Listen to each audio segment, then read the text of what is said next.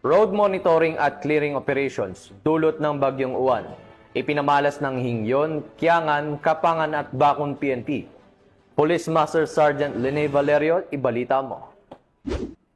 Kabayanihan ng mga kapulisan ng Benguet muli na naman ipinamalas dahil sa Bagyong Uwan kung saan sila ay nagsagawa ng road clearing operations at monitoring nito lamang ikasampo hanggang ngayon, ika-11 ng Nobyembre taong kasalukuyan.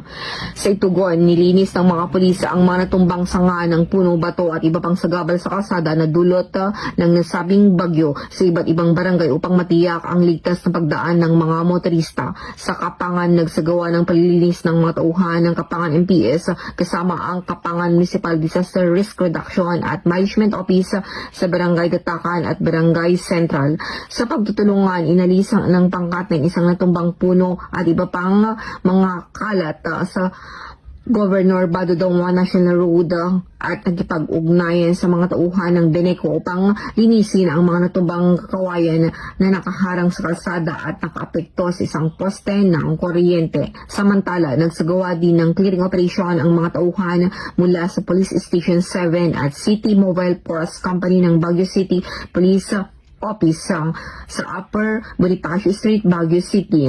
Nitong araw, ang operasyon ay sinagawa sa pagkipagtulungan ng Bureau of Fire Protection at ng Benguet Electric Cooperative.